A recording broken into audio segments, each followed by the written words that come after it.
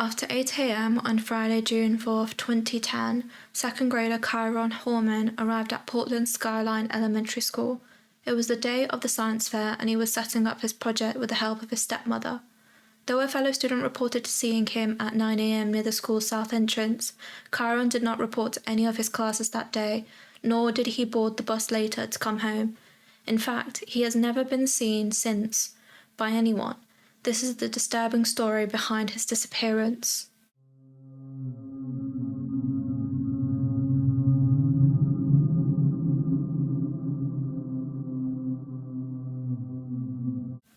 Desiree Young married Kyron Horman back in 2000, however their relationship soured quickly. They planned to separate, but then she was pregnant, so they decided to give the marriage another chance. But when she was 8 months pregnant, in August 2002, she filed for divorce, citing differences that they could not get by. Kyron was born on 9th September 2002, and Kyron and Desiree were officially divorced in 2003. Kyron became a full-time dad due to Desiree having health issues, suffering from kidney failure. He had full custody until Desiree recovered. He was 36 and an engineer at Intel. He was busy with work and needed support with childcare, and so Desiree's friend, Terry Moulton, moved in to help. Terry ended up bringing her son from her first marriage, James. 2 months after leaving for Canada for health issues, Desiree returned with $30,000 medical bills and moved back in with her family in Medford to get back on her feet. Desiree didn't try to regain custody of Kyron, but remained and maintained a close relationship with him and cared for him every weekend with her new husband, Detective Tony Young. The relationship between Terry and Kyron started to develop as she cared for the children, and they ended up getting married in April 2007 in Hawaii. It was all glitz and glam, as for a Mother's Day gift he gave her a 2007 Ford Mustang GT. She adored it, and eventually they had their own daughter, Kiara, in 2009. According to close friends, they were an amazing, blossoming family. Terry Moulton was born March 14, 1970, and she was a daughter of 2 teachers, Carol and Larry Moulton. She met her first husband in college, and they were married in Rosebery in 1991.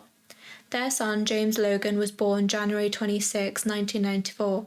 However, the couple ended up divorcing in 1995, and it went to court as her husband wouldn't pay his child support. It didn't matter to her as she had moved on years later, and she ended up marrying Richard Ecker in 1996. He adopted James and paid more than $500 monthly in child support.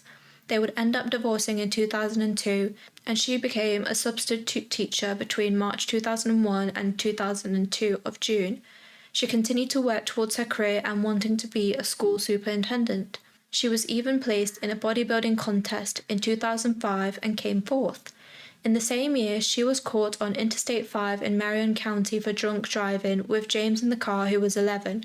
She got charged with a DUI and reckless child endangerment. She pleaded guilty and took a diversion course. Kyron had a keen interest in forensic science. On the day he disappeared, he was wearing a CSI t-shirt bearing the logo from the crime procedural show. It was his stepmother, Terry Moulton, who was the last family member to see the boy alive as he walked down the school hallway to a class that Friday morning. But she failed her polygraph test on the day twice and has since divorced from his father, and she has been named as a suspect by court documents and her own lawyers. Her alibi and day-to-day events put her at 2 different grocery stores until 10:10 that morning. However, between then and 11:39 a.m., she has no alibi.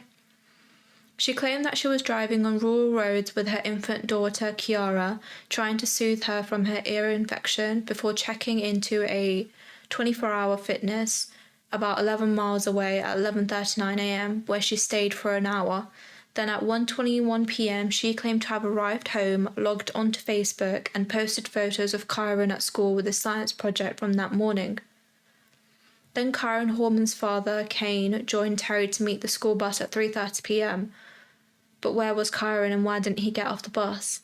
When they drove to the school and found out that Kyron had been marked absent all day, they had the secretary call 911, and so began the largest missing person search in Oregon history to date. At the heart of the search is the relationship between the parents and stepmother. However, things were apparently not going well in the marriage. according to emails that Terry had sent to her friends. After police showed her these messages, Desiree said the emails revealed that Terry had a severe hatred for Kyron. Desiree goes on to say, she blames a lot for the marital problems between Kane and herself on Kyron. It was a huge point of contention in their marriage, and she had expressed in detail her hatred for Kyron. I now believe without a shadow of doubt that not only is she capable of hurting him, that it's clear that she could have hurt him in the worst way possible. Initially, there was no real interest in Terry as a suspect in his disappearance. Sources indicated that there was a probability of deception during her first polygraph and gaps in the timeline she gave for the day he had vanished. Yet none of those details amounted to anything more than suspicion until about a month into the investigation when a bombshell was dropped. For 10 days, Kyron's case was considered a missing persons, but then investigators announced it was officially a criminal investigation. In July 2010, a local landscaper who Terry previously hired showed up at the police station, and he told the authorities that about 6 months prior to his disappearance, Terry had offered him money to kill her husband. Detectives shared the landscaper's account with Kane, and he left the house on June 26 with the couple's 19-month-old daughter.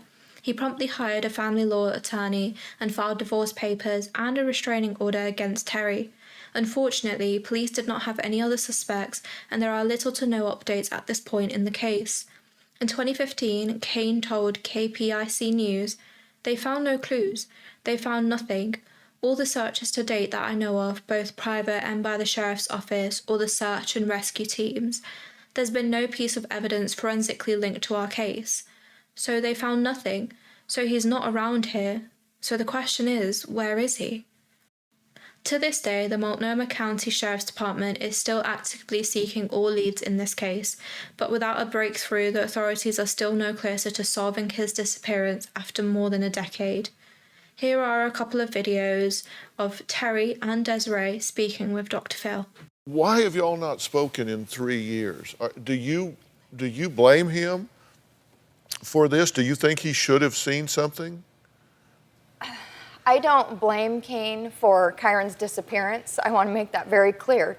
However, the things that I have a hard time with is the fact that I feel like things were happening in the year prior to Kyron going missing that I was bringing attention to, and I don't know if you were busy with your life or what was going on, but it was just ignored. And I feel like in that, we failed Kyron. We didn't protect him. That's interesting. A lot of the dialogue was more between you and Terry than you and I. She made deliberate attempts to put herself in the middle of the communication. So your emails, I never saw your emails. Her and I never spoke about them. Okay, I didn't even know about it. And I'm glad that's coming out here today. And I want to be clear that right now, Terry is not a suspect. She's not a person of interest as far as the police are concerned. She hasn't been charged with anything. And you have said you do not believe that Kane has hurt y'all's son in any way. You do have angst about how he couldn't see. He may not have read the emails, but did Terry hide this from you? Did you ever see her being annoyed with him, short with him, neglectful of him? Looking back, did you miss things? I think absolutely I did. I think at the time the economy was going a really bad direction for all of us. I was focused on work. I was focused on all of a sudden we had a new daughter coming that wasn't expected. We had a lot of things that were happening in life, and I spent a lot of my time focused on my kids and focused on my job, and I didn't focus on her. And I definitely should have spent more time. But I've also, in hindsight, in all the discussions I have with other people, most normal people aren't investigating their spouse on a day-to-day basis. Of course.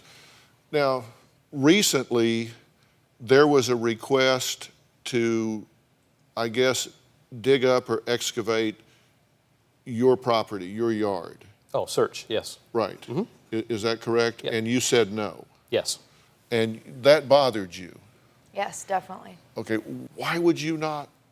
I have an open invitation with law enforcement and the search and rescue teams, the certified search and rescue teams, to search my property any day, anytime. When I was called, I said no to the private search, but I immediately said, and I will continue to say right now, anytime the sheriff's office and the search and rescue teams want to come with their dogs. It's already, my property, I'll qualify with, My property's been searched more than the school has probably. And my invitation is open, always open. I'm glad for you to say you're willing to have that searched Anytime.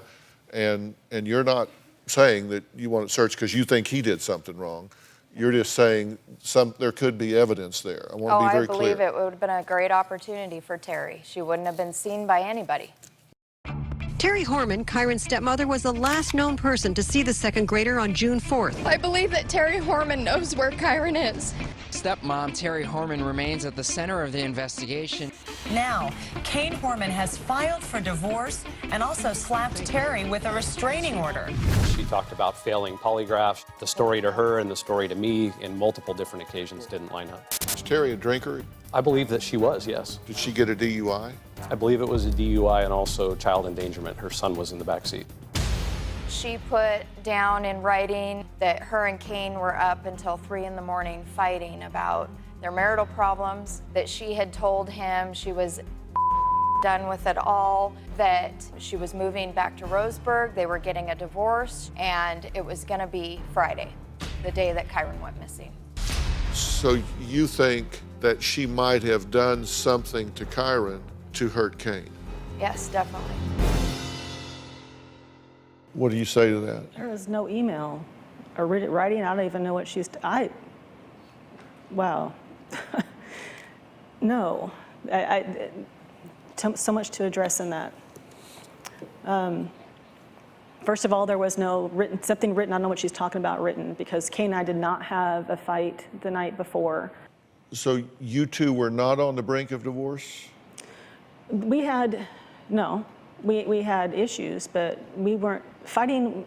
We didn't fight. It was discussions, maybe heated discussions, but we didn't have screaming, yelling matches of any kind. But of course, people are going to have, not see eye to eye in a marriage. But was the marriage unwinding at this point?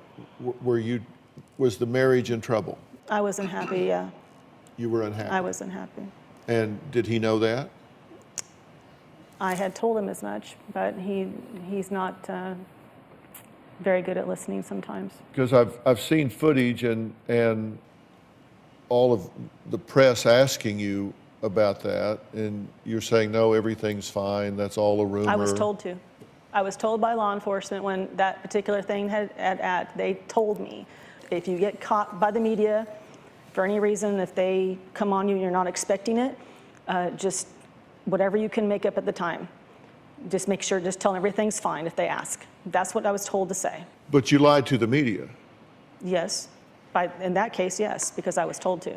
So some cop tells you to lie about your status, and you say, okay. Some cop tells you don't go and talk about finding your son, and you say, okay.